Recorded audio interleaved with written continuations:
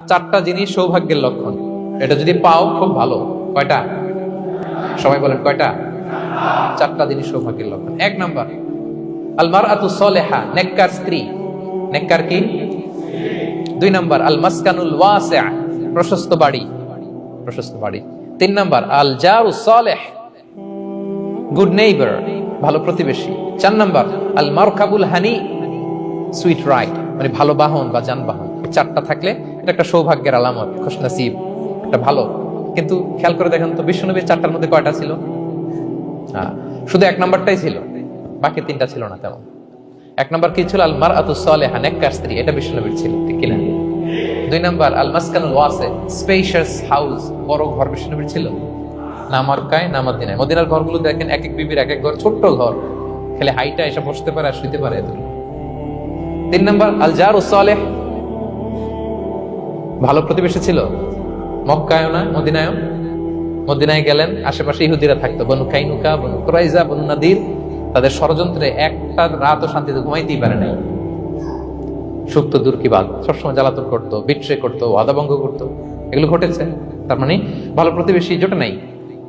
তিন নাম্বার, চার নাম্বার, আল মারকাবুল হানি, ভালো বাহন। খুব বেশি ভালো বাহন ছিল তাও বলা যায় না, খাবারই তো ছিল না, ওট খাইলে না গায়ে জোর থাকবে, ঠিক কিনা? হ্যাঁ, কসওয়া আদবা ছিল। তার মানে বাহন ছিল চালানোর মতো, কিন্তু খুব বেশি ভালো বাহন যে ছিল এমন নয়। তাহলে চারটার মধ্যে বিষ্ণু পেয়েছিলেন কয়টা? একটা। কিন্তু মা আয়েশার ঘরের ভেতরে সুখ আর সুখ, কিছু নাই। একটা মশক পানি খাওয়ার, রুটি বেলার একটা জাজিম, এমন জাজিম, খেজুর পাতার চাটাই দিয়ে জাজিম। বিষ্ণুনবী সেখানে শুলে চাটাইয়ের দাগ পিঠের মধ্যে লেগে যেত। মাদুর বা চাটাই চিনেন আপনারা? বাংলাদেশে দেখেন নেই? ওই চাটাইয়ের মধ্যে বিষ্ণুনবী শুয়ে পড়লে, ঘুম থেকে উঠলে ওই চাটাইয়ের দাগ পিঠের মধ্যে বসে যেত। কিন্তু ঘর ভরা সুখ আর সুখ। কারণ টাকা দিয়ে বাড়ি কিনা যায়, গাড়ি কিনা যায়, ঘর কিনা যায়, সব কিনা যায়, কিন্তু সুখ কিনা যায় না। কিনা যায়? এজন্য মনের সুখই আসল সুখ, ওইটাকে গুরুত্ব দিবেন প্রিয় ভাইরা। সহিহ মুসলিমের আরেকটা হাদিসে বিষ্ণু সাল্লাল্লাহু আলাইহি ওয়াসাল্লাম বলেন, লাইসাল গিনা আন কাসরাতিল আরাদি ওয়ালাকিন্নাল গিনা গিনান নফস। বেশি সম্পদ থাকলেই ধনাঢ্যতা নয়, আসল ধনাঢ্যতা মনের ধনাঢ্যতা। মনে সুখ তো সবখানে সুখ, মনে শান্তি তো সবখানে শান্তি। এই 6 নম্বর পয়েন্টটা বুঝতে পেরেছেন আপনারা? 6 নম্বর পয়েন্টটা কি? মনের সুখী। সবাই বলবেন মনের সুখী।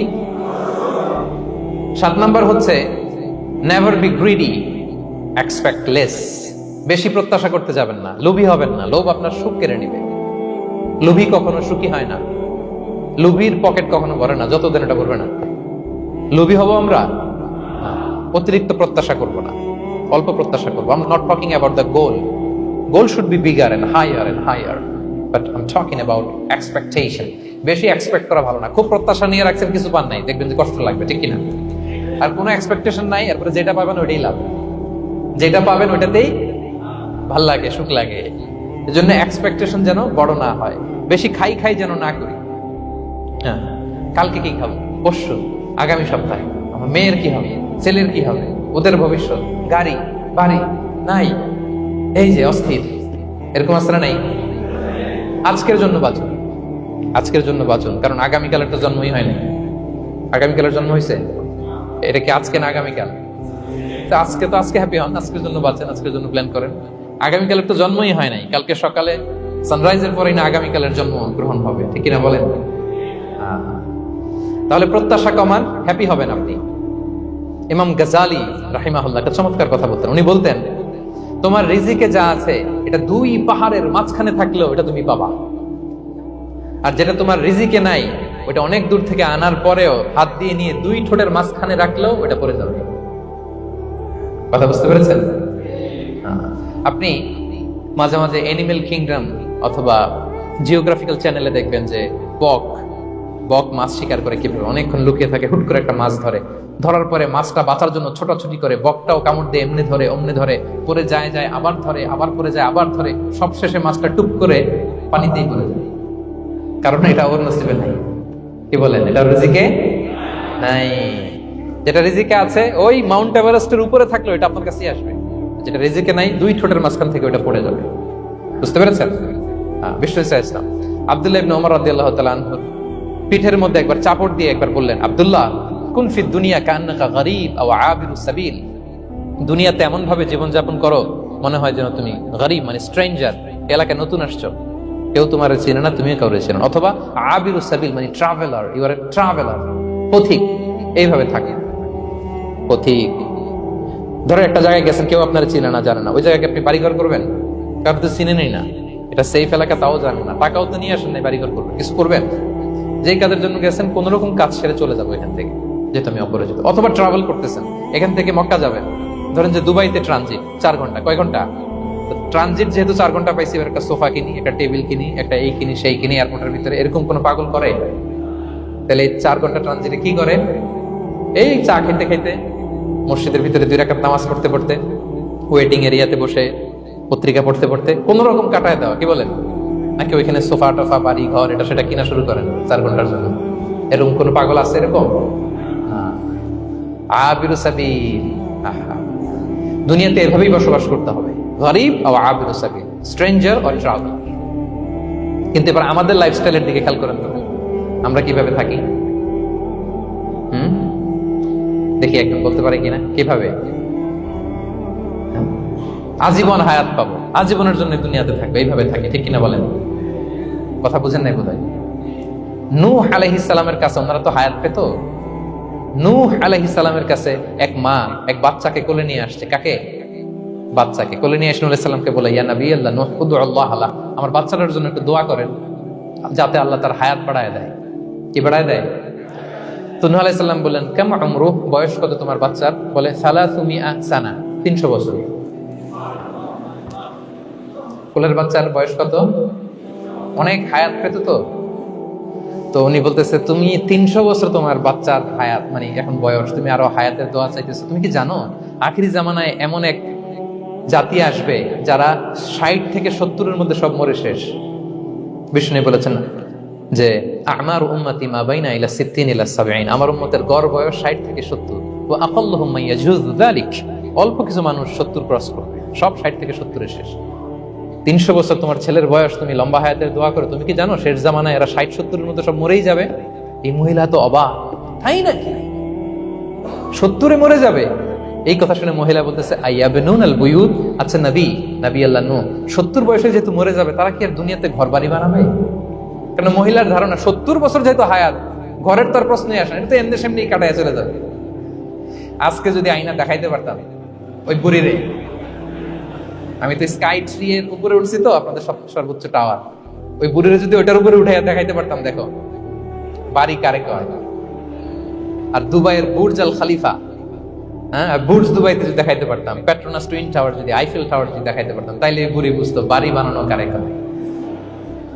আল্লাহ, কুন ফিদ দুনিয়া কান্নাকা গরীব আও আবিরু সাবিল, এমন ভাবে দুনিয়াতে থাকো যেন তুমি স্ট্রেঞ্জার, ট্রাভেলার। কিন্তু আমাদের কথাটা চিন্তা করেন, এক্সপেকটেশন এত হাই, না পেলে আমরা কষ্ট পাই। তাহলে বিষ্ণু বলেছেন, হয় স্ট্রেঞ্জার নয় ট্রাভেলার, এইভাবে থাকো। ওয়াইদা আমসাইতা ফালা তানতাযিরিস সাবাহ ওয়াইদা আসবাহতা ফালা তানতাযিরিল মাসা। আব্দুল্লাহ, যখন সকাল হবে সন্ধ্যার এক্সপেক্ট করো না, যখন সন্ধ্যা হবে সকালের এক্সপেক্ট করো না। সকালবেলা তুমি বিশাল আশা নিয়ে বসে থাকো না যে সন্ধ্যা পর্যন্ত বাঁচবা। যদি বাঁচো, সন্ধ্যা পাও, ভালো, আলহামদুলিল্লাহ। না পাইলে রবের সাথে সাক্ষাতের জন্য রেডি, তাও আলহামদুলিল্লাহ। ঠিক কিনা বলেন? এটা হইতে হবে mindset. Expect less, never be greedy. প্রত্যাশা কম রাখেন, আপনি হ্যাপি হবেন।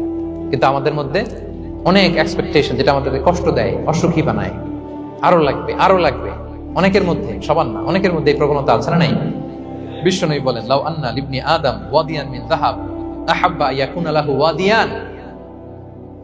প্রত্যেক বনি আদমকে যদি একটা করে স্বর্ণের পাহাড় বানায় দেওয়া হয় বা উপত্যকা বানায় দেওয়া হয়, সে চাবে আরো একটা স্বর্ণের পাহাড়ের মালিক কিভাবে হওয়া যায়। আচ্ছা বলেন তো, একটা স্বর্ণের পাহাড়, এটারে বেচা খাইতে খাইতে আমার 14 পুরুষও খাই শেষ করতে পারবে? আরেকটা দিয়ে আমি কি করবো? কিন্তু বিষ্ণু বলেন, অনেকের প্রবণতা আরেকটা চায়। ওয়ালা ইয়ামলা আফাহু ইল্লা তুরাব, কবরের মাটি ছাড়া তার এই আশা ভরসা প্রত্যাশা কেউ থামাতে পারবে না। তাহলে আমরা যেন গ্রিডি না হই, লোভী না হই, আমাদের এক্সপেকটেশন যেন কম থাকে। প্রিয় ভাইরা, খেয়াল রাখবেন, মানুষ যত ধনী হয় তত তার রিজিকের পেরেশানি বাড়ে। দেখবেন, যারা ধনী হতে চায় উদ্দেশ্য হচ্ছে যে রিজিকের পেরেশানি কমুক। মানুষ যত ধনী হবে তত রিজিকের পেরেশানি বাড়বে, কিন্তু ধনী হয়েছিল রিজিকের পেরেশানি কমানোর জন্য, ওটা কমে না।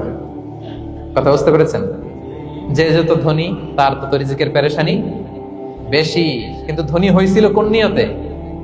যাতে করে রিজিকের পেরেশানিটা কমে যায়, কমে না।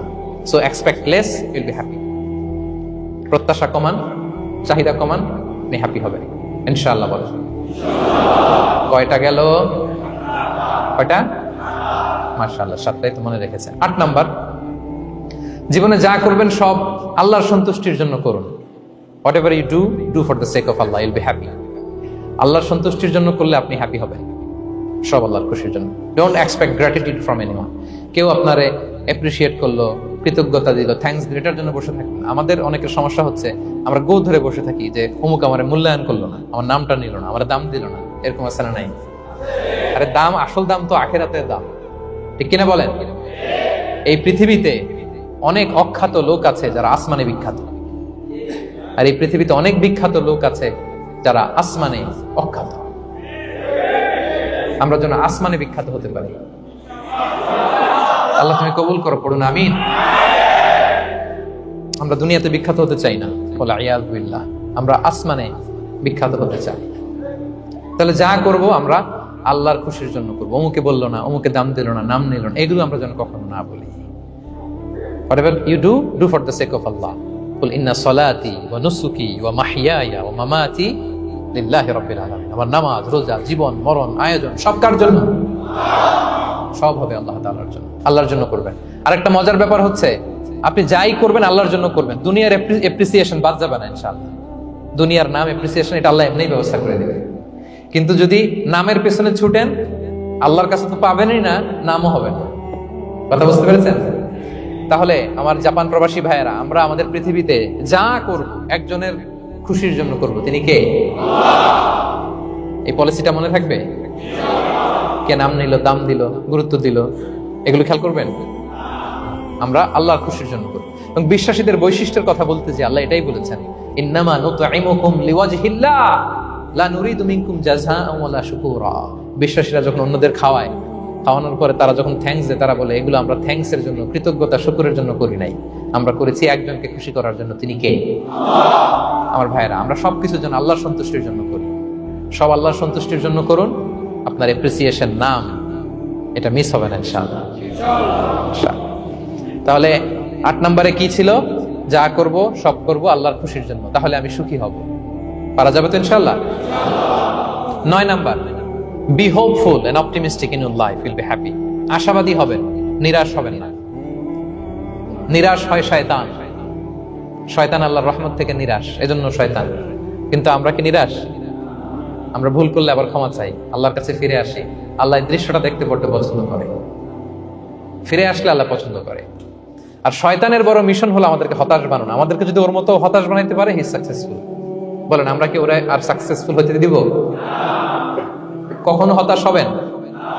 কখনো হতাশ হবেন না। আমরা হতাশ, মুসলিমরা হতাশ হয় না। আমি অবাক হয়েছি জাপানের এই যে সুইসাইডাল অ্যাটেম্পট রেশিও দেখে। আল্লাহ তাদেরকে হেফাজত করুক, আল্লাহ তাদেরকে দিনের গাইডেন্স দিয়ে ধন্য করুক। প্রতিদিন অ্যাভারেজে নাকি 85টা সুইসাইড তারা করে, এবং কি অবাক করা, দল বেঁধে যেয়ে নাকি করে এটা। এত সুন্দর দেশ, এত চমৎকার, কিন্তু এই যে কষ্ট। এরকম যদি কাউকে দেখেন সুইসাইডিং মেন্টালিটির, তাকে সময় দিবেন, জীবন নিয়ে তাকে উজ্জীবিত করবেন, অপটিমাইজ করবেন যে না, লাইফ অনেক সুন্দর, বেঁচে থাকার অনেক কারণ আছে, তোমাকে বাঁচতে হবে নিজের জন্য, পরিবারের জন্য, সমৃদ্ধির জন্য। আল্লাহু আকবার। আল্লাহ হেফাজত করুন। প্রিয় ভাইরা, এজন্য মুসলমানদের মধ্যে সুইসাইডাল অ্যাপ্রোচ কম, আলহামদুলিল্লাহ। কারণ আমরা হতাশ না, আমরা ভরসা রাখি, আশা রাখি এক মহান সত্তার উপর। তিনি কে? আমরা মন খুলে তার কাছে সব বলি। তার কাছে সব বলি। এই পৃথিবীতে নাস্তিকদের চেয়ে কপাল পড়ার দ্বিতীয় কেউ নাই। ওরা কাউরে ডাকতে পারে না। হিন্দু, যে হিন্দু মন্দিরে যায়, সে ওই হিন্দুর চেয়ে ভালো যে মন্দিরে যায় না। কারণ সে মন্দিরে যে কারো না কারো কাছে কিছু চায়, কিছু বলে, ঠিক কিনা? যেই খ্রিস্টান চার্চে যায়, সে ওই খ্রিস্টানের চেয়ে ভালো যে চার্চে যায় না। যে ইহুদি সেনাগগে যায়, সে ওই ইহুদির চেয়ে ভালো যে সেনাগগে যায় না। কারণ সে যা কিছুর কাছেই হোক না কেন, যে কাঁদে, মনের সুখ দুঃখ প্রকাশ করার একটা জায়গা আছে, কিন্তু নাস্তিক কারে ডাকে? ও তো বলে কেউই নাই, তো ডাকবে কারে? ঠিক কিনা বলেন? হ্যাঁ, একা একা নাস্তিকরা একা একা যখন থাকে, জীবন মরণ নিয়ে যখন তারা চিন্তা করে, ওদের দম বন্ধ হয়ে আসে। আপনি জানেন, ওদের দম বন্ধ হয়ে আসে। আর তার বিপরীতে আমরা কখনো হতাশ হই না, নিরাশ হই না। আমরা ভরসা রাখি একজনের উপর, তিনি কে? কোরআনের প্রতিটা বাণী আমাদের জন্য মোটিভেশন, ইন্সপিরেশন। সুবহানাল্লাহ পড়েন। কোরআন আপনাকে বলে লা তাহজান ইন্নাল্লাহা মা'ানা, ভয় পেও না, আল্লাহ আমার সাথে আছে। বিপদে পড়লেই আপনি বলবেন যে আল্লাহ আমার সাথে আছে। আমি একটা স্ট্যাটাস শেয়ার করেছি ফেসবুকে যে মনকে তুমি বুঝিয়ে বলো আল্লাহ আছে আমার সাথে। মনকে তুমি বুঝিয়ে বলো আল্লাহ আছে, কেউ নাই, তার আছে কে? গারে সাউরে বিষ্ণু ইসলাম প্রাণ বাঁচানোর জন্য আবু বকর রাদিয়াল্লাহু তাআলা আনহুকে নিয়ে আশ্রয় নিলেন, গুহাতে লুকালেন। কুরাইশরা মারার জন্য উদ্গ্রীব, দৌড়াচ্ছে। এই তো পা দেখা যায়, জামা দেখা যায়, তলোয়ার দেখা যায়। একটু মাথাটা নোয়ালেই আবু বকরকেও দেখে ফেলে, বিশ্বনবীকেও দেখে ফেলে। আবু বকর রাদিয়াল্লাহু তাআলা আনহু তটস্থ, ইয়া রাসূলুল্লাহ আমাদেরকে তো দেখে ফেলবে, আমাদেরকে মেরে ফেলবে। বিষ্ণু ইসলাম বলেন আবু বকর লা তাহজান ইন্নাল্লাহা মা'ানা, ভয় পেও না, আমরা এখানে দুইজন নই, আমাদের সাথে আরো একজন আছে। আওয়াজ করে বলুন তো তিনি কে? লা তাহজান ইন্নাল্লাহা মা'ানা। সবসময় মনকে বলবেন আল্লাহ আমার সাথে আছেন, আল্লাহ আমার সাথে আছেন। আল্লাহর নাম নিবেন, তাকবীর পড়বেন, আল্লাহু আকবার। আপনার হৃদয়ে শক্তির সঞ্চার করবে কে? ভারতের আমাদের এক বোন মুস্কান, দেখেছেন না? হ্যাঁ, শত শত সন্ত্রাসের সামনে আওয়াজ করে আল্লাহু আকবার, আল্লাহু আকবার, আল্লাহু আকবার। সে যখন বলেছে, তার হৃদয়ে শক্তির সঞ্চার করে দিয়েছে কে? এক তাকবীরে কেঁপে উঠছে গোটা বিশ্ব।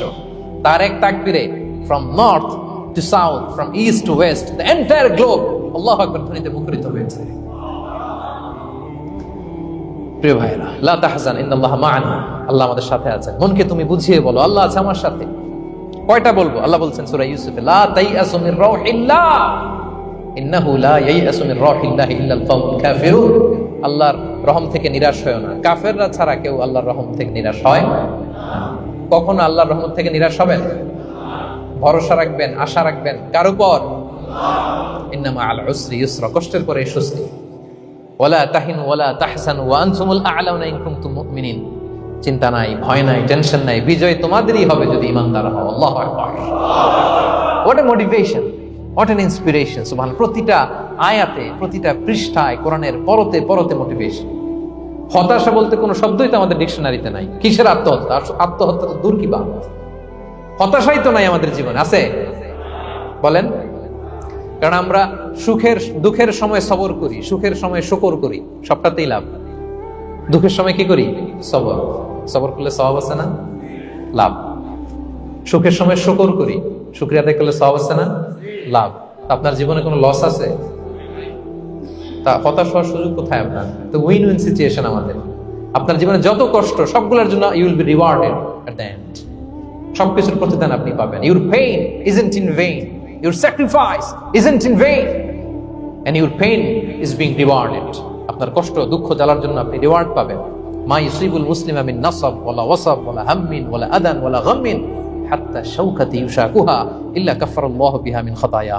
আপনার দুঃখ, ব্যথা, জ্বালা, ইনজুরি, অ্যাক্সিডেন্ট, কষ্ট, এমনকি বড়ই পারতে যে হাতে অনেক সময় কাটা বিঁধে না, গোলাপের একটা গোলাপ পিক করতে যাবেন, হঠাৎ কাটা বিঁধছে না, বিশ্বনী বলেন ওই কাটা বিধার কারণে আল্লাহ তাআলা তোমার গুনাহ মাফ করে দিবে। এখন আপনি হতাশাটা পান কোথায় আমারে বুঝান? আমাদের ডিকশনারিতে হতাশা আছে? আছে? নিরাশা, হতাশা এগুলোকে আমরা না বলে দিব এই কনফারেন্স হল থেকে। নিরাশা আর হতাশাকে আমরা না বলবো। আওয়াজ করে সবাই বলুন no. No depression in our life, no হতাশা ইন আওয়ার লাইফ। আমাদের জীবনে কোনো হতাশা নেই, কোনো হতাশা নেই প্রিয় ভাইরা।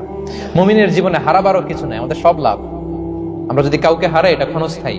বাবা মারা গেছে, ক্ষণস্থায়ী।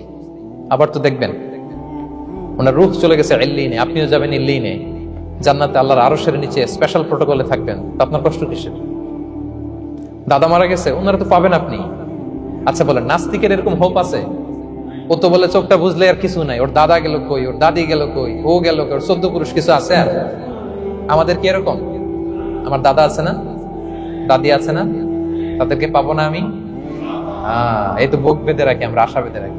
তার চেয়েও বড় মজার ব্যাপার হচ্ছে মুমিনরা মৃত্যুকে ভয় পায় না, কারণ মৃত্যুকে সে একটা গেটওয়ে ভাবে to meet with his lord. তার সবচেয়ে বড় অভিভাবকের সাথে তার সাক্ষাৎ। বলেন তো আপনার সবচেয়ে বড় অভিভাবক কে? বুঝে বলছেন? আপনার সবচেয়ে বড় গার্ডিয়ান কে? সত্যি এটা ফিল হয়? You have to feel it.